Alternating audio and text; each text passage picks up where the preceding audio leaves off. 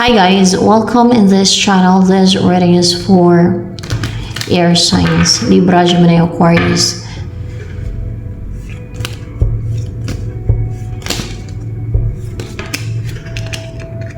So viewers, no air signs.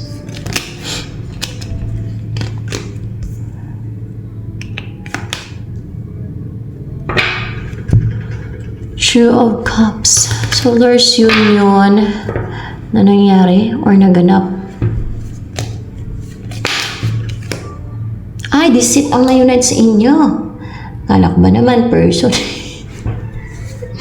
Lies, deception, manipulation, illusion, guys. Oh, moon. This is deceit. That's why you're cold right now. You're not willing na mag-travel. Hindi ka ganun ka-passionate, hindi ka ganun ka-goal-driven na mag-travel, na pumunta sa gusto mong puntahan. Dahil, merong deceit na na-unite sa inyo, air signs.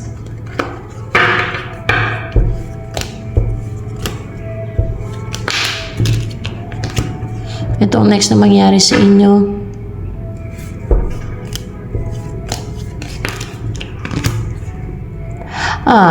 Kumbaga, dahil nag-umpisa yan na hindi ka na goal-driven na pumunta sa gusto mong puntahan, mag-travel, gano'n, pumunta sa malayo. Tuloy-tuloy na yan, hindi ka mag-risk. Parang tatamarin ka siguro or hindi ka maging brave and courageous na mag-risk. Hindi ka mag-take na a leap of faith na mag-reach out na pagdating sa iyong relationship na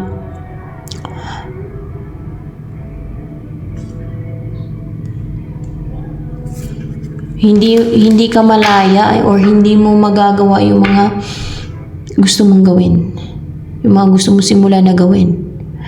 It's because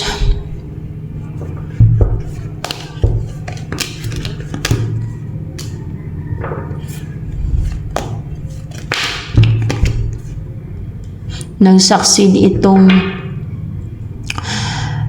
nag-send o nagbigay sa'yo ng deceit. Nagtagumpay siya, nag-succeed siya. Positive ang result ng pag-send siya sa'yo ng deceit na hindi ka matuloy sa pupuntahan mo. Kung balak mong pumunta sa ibang lugar, pinipigilan ka niya. Oh? Gusto ka niyang pigilan. Nag-succeed siya, patingga ka. Mag-antay ka na lang. Ay, pero deceit yan ha, yung ginawa sa'yo ha. Hindi yan sarili mong decision. Tinanggalan ka niya ng free will.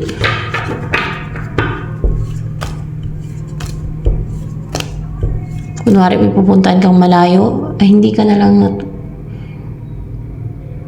umalis or kaya hindi ka natuloy sa pupuntahan mo o sa plano mo, balak mo pumunta sa malayong lugar. Kasi para bang nakaramdam ka siguro ng takot na mag-risk. Or pwede din na mag-send ng message o yung puntahan, yung gusto mong puntahan related sa travel to eh. Na mag-risk ka mag-travel or yung malaya ka na pumunta sa gusto mong puntahan, malayo man o malapit na lugar. So, kinontrol ka no, you know. Na-unite kasi yung deceit niya eh.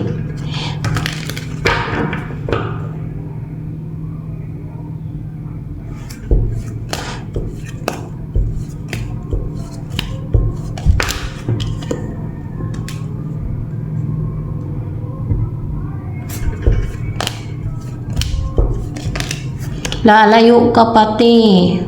Lalayo ka, oh. Kinlarify ko to. Ikaw tong lalayo, tatalikod, na cold. O, ginawa kong cold pati.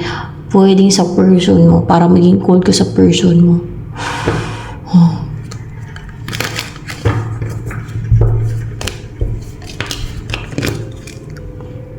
Ito yung gumawa ng deceit sa'yo.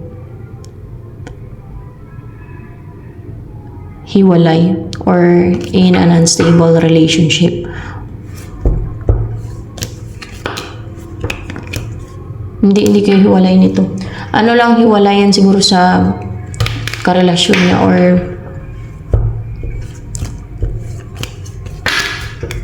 wala siyang karelasyon ngayon, yung gumawa niyan sa'yo.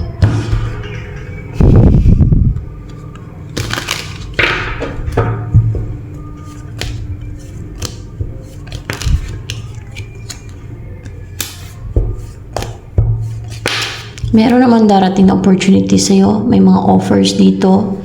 O may mag-reach out sa'yo. Nanghinayang to. Siguro may mga kakayanan ka, o may abilidad ka, or pwedeng person din to sa love life mo na may offer sa'yo or your sign. Sa inyo or sign.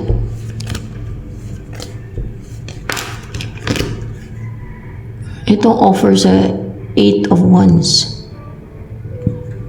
Sa inyo pala. Mag-travel. Pwede din mag-travel or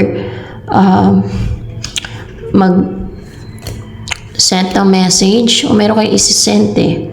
Meron kayo isi-send.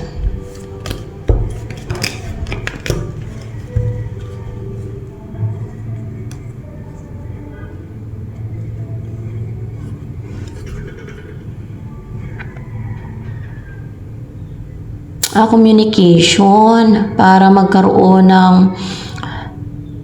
commitment sa inyo and magkita kayo para mabuo kayo at kapag umpisa na kayo ng relationship na stable, grounded, there's commitment, mag-settle down na kayo, yan.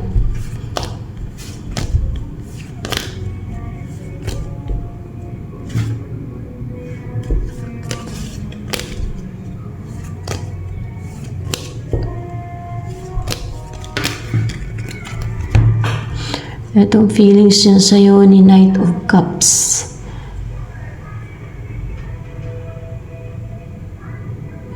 Malaya na siya na dahil hiwalay na siya sa karelasyon niya. Malaya na siya to be with you. Or malaya na siya na sundin ko ano yung gusto niya, kung ano yung magpapasiya sa kanya.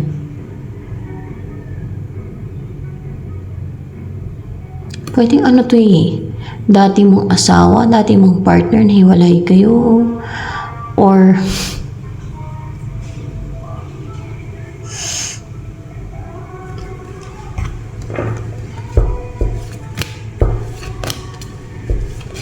dati mong partner ito. You build a strong bond. Dati mong partner ito, air signs. May dati kayong partner. Ibig sabihin nagsama kayo nito. Baka naka-live-in mo or dati mong partner ito.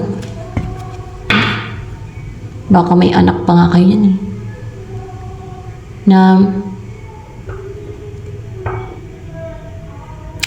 hiwalay kayo, you're in separation right now.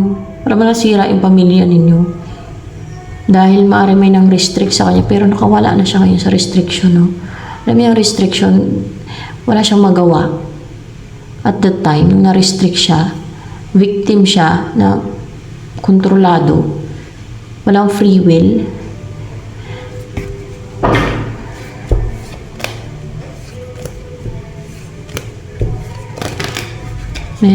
Ay, hindi dahil na-restrict si Knight of Cups kung kaya naghiwalay kayo eh. Maaaring ikaw ang na-restrict.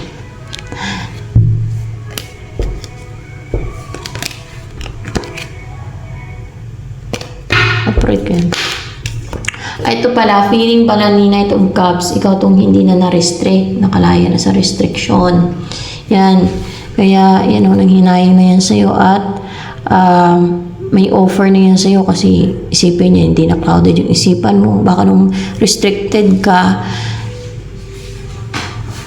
or nung may nangontrol sa'yo, clouded yung judgment, may isipan mo, puro lies, deception, and manipulation yung nasa isipan mo, nang kinrate ng kaaway, gano'n. Ay baka masungit ka, or kaya ay hindi ka niya maintindihan, baka inaaway mo siya, gano'n. Kaya ngayon na tingin niya na hindi ka na restricted, ay malakas ng loob niya na mag-reach out sa'yo o may offer sa'yo. mag-umpisa kayong muli, no? Kasi dating partner mo daw yun eh. Mag-umpisa daw kayong muli ng stable relationship. Paano pala to? A committed relationship, no? And mag-settle down kayong dalawa. Magkita para mabuo na kayo. Yan.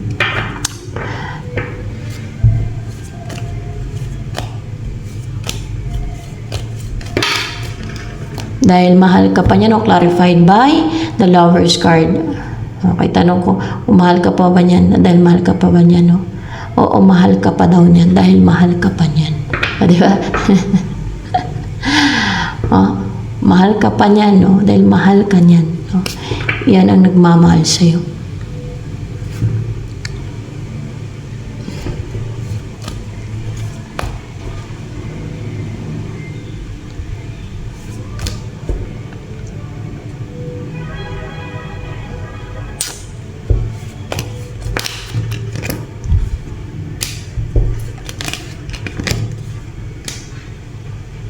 Ay, magiging energetically connected kayo. Maramdaman yung energy ng isa't isa. Yan ang next na mangyari sa inyo.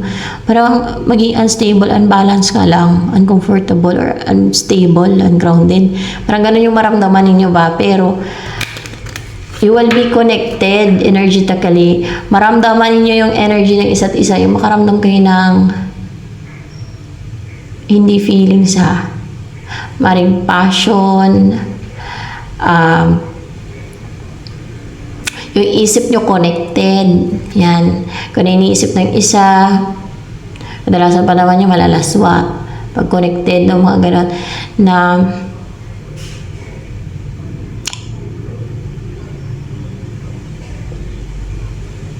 ramdam nyo nga yung energy ng isa't isa.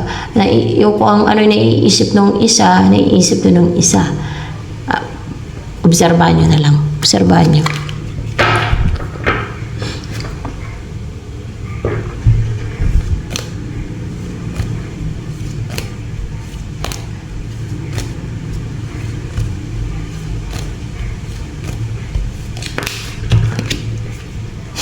May mag-umpisa sa inyo eh.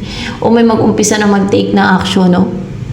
And there's transformation, change, improvement din as well. Oh. Kasi merong butterfly dito, so transformation din talaga.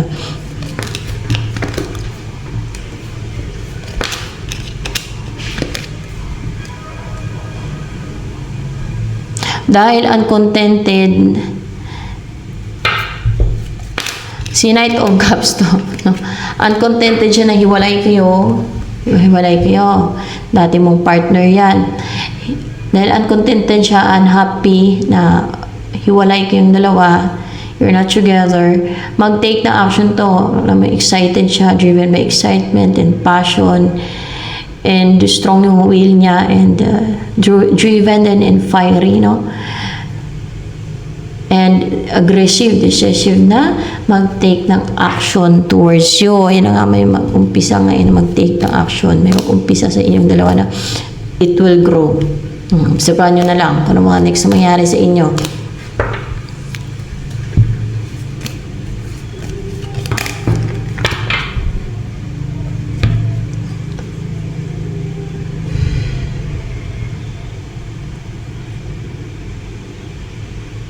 Ito ang next niyang gagawin.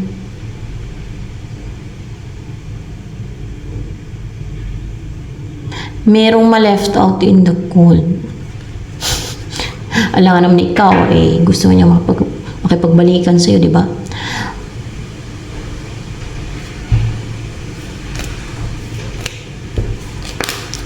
I-ghosting na niya yung third party, no?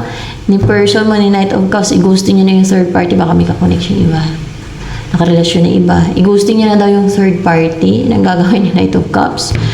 And, of course, maging maamo to sa'yo, na lalapit sa'yo para mag-build kayo ng strong bond, para makasama ka na niya, you know.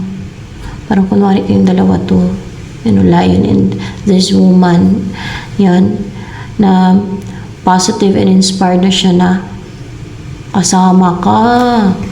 Lalo na kung dati mong partner, madali lang talaga yan na magkaayos kayo. Madali lang yan na magkabalikan kayo. Di ba?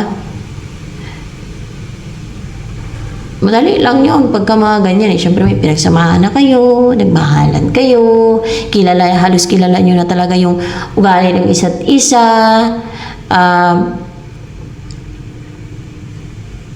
Madali nyo na lang ma-approach yung isa't isa. Di na kayo gaano maging prideful sa isa't isa. Kasi kilala nyo yung isa't isa eh. Kasi nagsama na nga kayo eh. Partner mo yan eh. Dati mong partner yan. Naghiwalay lang kayo kasi may nang restrict sa'yo. Pero, ayun o, may gumagawa sa'yo ng ano dito. Deceit. Mga third party. Third party.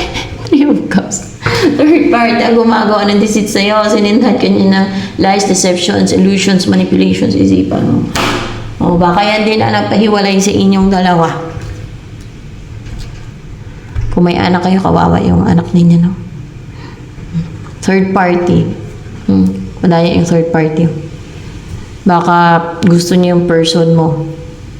Yan ay i-ghosting yung person mo.